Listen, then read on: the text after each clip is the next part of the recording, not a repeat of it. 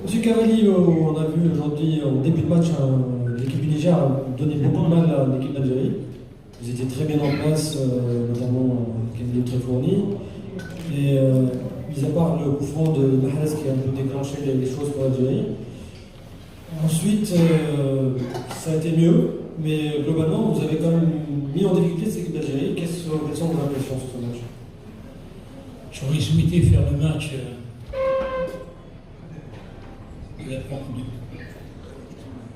pendant 90 minutes de ce qu'on a reproduit en première mi-temps.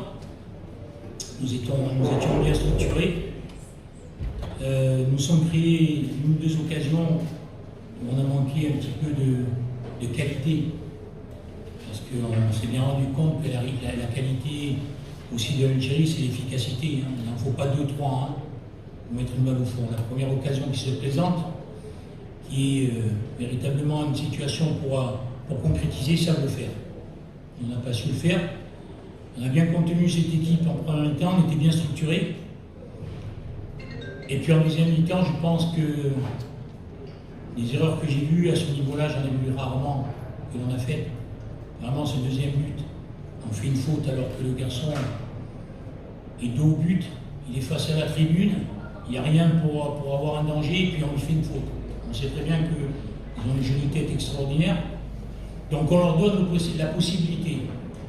Ça fait déjà un deuxième coup de pied arrêté où il marque le deuxième but. Parce que le premier aussi, je pense que le gardien de but est placé d'une façon un petit peu trop timide. Et puis derrière, on avait bien vu que cette équipe d'Algérie, quand elle pénétrait dans les 25 derniers mètres, elle provoquait les défenseurs adverses. On savait qu'elle recherchait des fautes, et ce qui est normal, puisqu'ils ont une qualité de coup de pied arrêté, et on l'a bien payé cher ce soir. Malheureusement, on commet une faute encore stupide avec ce pénalty. Le quatrième, on le marque contre notre camp. Qu'est-ce que vous voulez qu'on espère de plus dans un match quand on fait des fautes de ce calibre-là? Encore plus devant l'équipe championne d'Afrique. Donc cette deuxième mi-temps, pour moi, elle me laisse un goût amer parce que ça ne ressemble pas à mon équipe. Ça ne ressemble vraiment pas à mon équipe. Je pense que le déclencheur aussi, c'est que quand on a pris le deuxième but, quand on a marqué le but, on est revenu à 2-1, ils ont pensé que tout était possible pour eux. Alors que j'avais bien préparé autre chose, moi. Je savais très bien qu'il fallait contenir cette équipe d'Algérie pendant 30-35 minutes en deuxième mi-temps, parce qu'on ne pouvait pas lutter contre eux dans le jeu. Moi, je le savais, je l'ai toujours dit, avant le match. Avant le match, je vous ai dit, quand on me demandait si j'espérais quelque chose, je vous ai dit, le technicien va vous dire non. Après, le compétiteur, bien entendu, va jouer son match. Et je ne me suis pas trompé. Mais le regret que j'ai, c'est cette deuxième mi-temps. Oui. On n'a pas le droit de sortir de match avec des regrets de cette sorte-là. Ça n'enlève rien au mérite de la victoire de l'Algérie.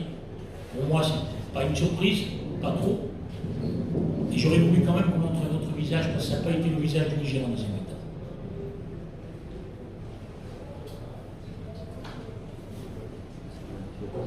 Bonsoir coach. Coach, aujourd'hui le Niger a 3 points en 3 matchs. Comment vous voyez vos chances dans ce groupe où vous voulez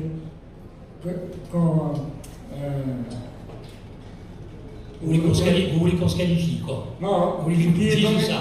Non, qui est dominé par l'Algérie et le Burkina Faso. Ouais, le Burkina Faso, on a fait un très bon match. Malheureusement, ça s'est joué sur un fait de jeu. Maintenant, on ne va pas abandonner la compétition pour autant. Ce n'est pas parce qu'on a pris 6-1 aujourd'hui qu'on va abandonner la compétition. Maintenant, pour répondre à nos chances de qualification, j'en espérais très peu au début, j'en espère un petit peu moins aujourd'hui. Parce qu'il faut que je fasse attention à ma communication aussi.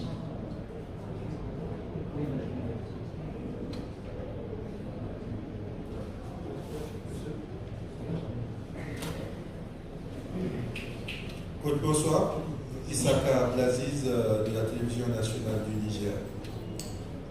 On a vu bien débuter, je pense que le confrère l'a notifié. Mais à la deuxième période, vous avez apporté des changements dans l'équipe. Le dispositif sur le terrain n'était plus le même. On a vu Mohamed Ali finir sur le côté avant d'être envoyé sur le banc sur l'opposé. Qu'est-ce qui explique ces changements apportés par Cavalli sur l'équipe? Tout d'abord, vous savez, quand on perd 4-1 à 20 minutes de la fin contre l'Algérie, on ne peut pas espérer autre chose. Vous connaissez très bien l'importance de Mohamed Ali. Il y a un match retour dans 3 jours. Je pense qu'il avait assez couru. Et il fallait préserver un petit peu ces joueurs-là parce qu'il s'agirait de donner un autre visage à Sidi Kounché, à Niamey. On sait très bien qu'on n'est pas capable de supporter 2 rencontres consécutives en 3 jours. Donc j'ai essayé de ménager un petit peu nos pièces importantes, comme a su le faire Jamel Belmadi en sortant Marès, entre autres. Donc c'était un petit peu par rapport à ça. Ça nous a amené quoi de marquer un but de plus? Je ne pense pas grand-chose. Par contre, vous avez vu qu'Adebayor commençait à boiter par rapport au coup du début de match.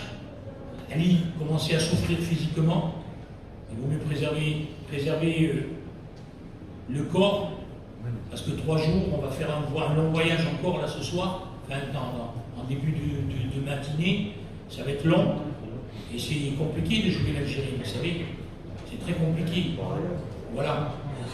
Je pense qu'on aurait pu faire beaucoup mieux ce soir. C'est la seule chose que je regrette.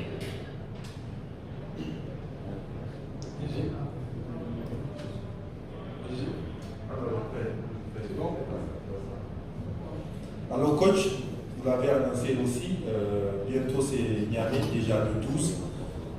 Quel serait désormais l'objectif de Cavalli? Et ce match-ci, ce résultat-là, quel impact pour votre projet?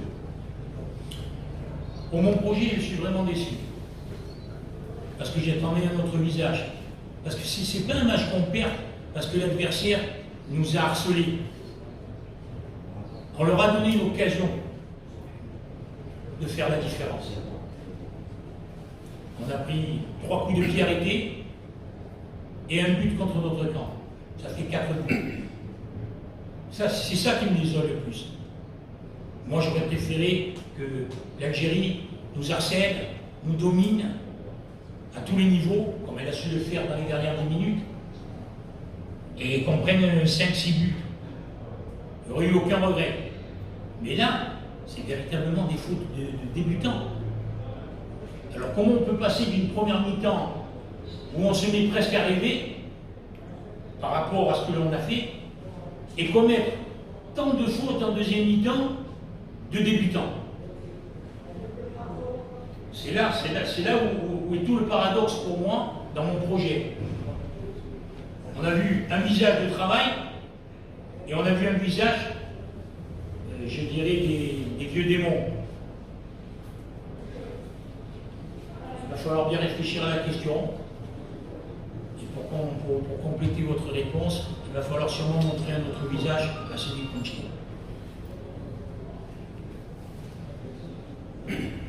Bonjour, M. Cavalli, Radio France Internationale. L'Algérie a quand même, en première mi-temps, il y a eu beaucoup de pertes de balles, il y a eu beaucoup de déchets, si l'on veut. Est-ce que vous allez tenir compte de cela pour le match du 12? Qu'est-ce qui va changer dans votre équipe par rapport à ce que vous avez vu de l'équipe algérienne? Vous savez, c'est déjà très compliqué. Votre question est légitime. Hein. Mais c'est déjà très compliqué de s'occuper de la sienne d'équipe. Je ne pense pas que je vais m'occuper de celle d'Algérie. Ce qui sera le plus important, c'est déjà de rectifier ces erreurs-là. Parce que contre des équipes de ce niveau-là, ça se fait le cash. Alors déjà, à partir du moment où on arrivera à rectifier ces fautes, je pense qu'on peut avoir les moyens de donner un autre visage. Voilà. L'Algérie, vous savez, on la connaît, hein. On sait qu'elle est capable de reproduire le même match. On le sait. Dans l'efficacité. Et c'est ça le plus pénible. Alors si on ne commet pas de faute, on peut faire une bonne prestation, comme on a su la faire en premier mi-temps, qui était même au-delà de nos espérances, presque. Parce que si on marque les premiers, ça peut faire douter. Et comme l'Algérie est obligée de prendre 6 points contre le Niger, et qu'on a vu cette première mi-temps, on aurait pu le faire mieux, beaucoup mieux. Et pas en commettant des bêtises comme celle-là. Donc moi c'est ça que je vais me pencher, surtout sur mon équipe. Parce que si je m'occupe de l'Algérie, alors que les miens, je ne vais pas rectifier les erreurs qu'on a fait, ça n'a pas la peine d'espérer quoi que ce soit. Donc il faut montrer notre visage. Il faut être beaucoup plus téméraire, il faut être beaucoup plus orgueilleux, il faut être beaucoup plus concentré. Hein, et il faut avoir cette réaction d'orgueil de se dire on en apprécie cela, il va falloir quand même montrer notre visage. Oui, je comprends.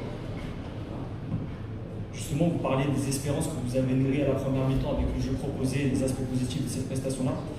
Est-ce qu'elle va pas justement, est-ce que ces éléments positifs pour cette jeune génération du Niger ne vont pas servir d'apprentissage et au-delà du score, prendre un enseignement positif, avoir une forme de match référence dans le projet à long terme que vous menez avec le Niger? Merci. C'est tout à fait ce que j'étais venu rechercher. Malheureusement, ça n'a duré que 45 minutes. Mais votre question est véritablement un petit peu l'objectif que je m'étais donné. C'est que ce match nous sert à beaucoup de choses. Comme nous a servi en Algérie, ce match contre l'Argentine et le Brésil. Ça a été des déclencheurs, ça a été des matchs références, c'est ce qui a permis justement de faire épanouir cette équipe-là. Et bien là, c'est ce que j'étais venu rechercher, exactement la même chose. Voilà. C'est dommage que ça a duré 45 minutes. Moi, j'aurais pu perdre, il n'y a aucun souci. En perdant, comme on a joué en première mi-temps, pour moi, ça aurait été un match référence.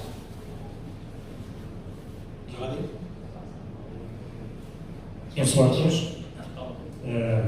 Donc, par rapport à la référence, est-ce que vous trouvez que cette prestation première mi-temps, c'est une référence pour cette équipe jeune du Niger? Et est-ce que vous trouvez que le match de mardi, par rapport aux conditions climatiques, au terrain, ça sera aussi un obstacle pour l'équipe d'Algérie, par rapport aussi aux prestations de cette première mi-temps? Votre première question, je la valide. Cette première mi-temps restera quand même une référence si on veut continuer à progresser.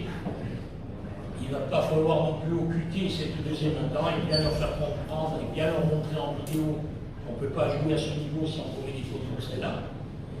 Ensuite, si l'Algérie nous craint avec par rapport à la chaleur, je ne pense pas que ce soit un obstacle pour eux.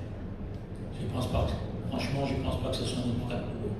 Vous vous rendez compte un petit peu la qualité de l'effectif. Ce soir, ils ont démarré l'équipe avec 4 joueurs en moins par rapport au match du Burkina Faso. Moi, j'ai rien remarqué de plus faible. Hein. Au contraire, j'ai remarqué quelque chose de plus fort même. Il y a un réservoir et un potentiel extraordinaire aujourd'hui pour cette nation. Je pense qu'il faut avoir de l'ambition parce que vous pouvez faire quelque chose de très important pour la Coupe du Monde. Merci, bonsoir ici.